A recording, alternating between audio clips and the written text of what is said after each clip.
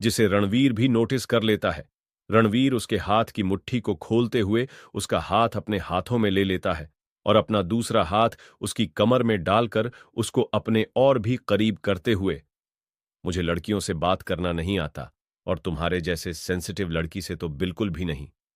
लेकिन एक बात है, पहली बार मैंने किसी लड़की को रोते हुए देखा है जो मुझसे देखा नहीं जा रहा। मानता हूं मेरी गलती है, मुझे तुम पर ऐसे गुस्सा नहीं करना चाहिए था। आई प्रॉमिस कि मैं अपने गुस्से पर कंट्रोल करने की पूरी कोशिश करूंगा। और कोई शिकायत? ये बोलते हुए उसकी टोन फिर से चेंज हो जाती है, पर इस बार पाखी को उससे डर नहीं लगता, बल्कि उसके होठों पर हल्की सी मुस्कान आ जाती है, जैसे वो मन ही मन ये कह रही हो, इसका कुछ नहीं हो सकता। रणवीर उसको मुस्कुराता हुआ देखकर खुद भी हल्का सा मुस्कुराते हुए, गुड गर्ल। फिर वो टेबल पर रखा चाय का कप उठाकर उसके सामने करते हुए, तुम्हारी चाय। पाखी को एकदम से चाय का ध्यान आता है। सॉरी, मैं तो भूल गई थी। वो बहुत मासूमियत से रणवीर की तरफ देखते हुए बोलती है।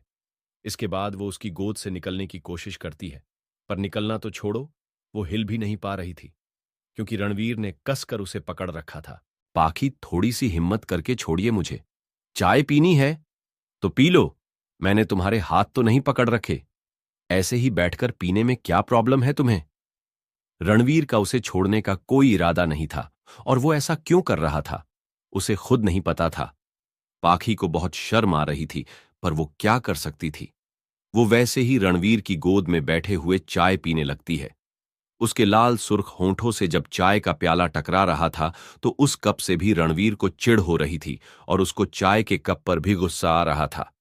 अभी पाखी ने आधी चाय ही पी थी कि वो एकदम से चाय का कप उसके हाथ से लेकर, बस ज्यादा चाय नुकसान देती है, इतना कहकर बची हुई चाय वो खुद पी जाता है। पाखी तो बस उसे देखती रह जाती है। हर पल, हर लम्हा रणवीर का अलग अलग रूप उसके सामने आ रहा था।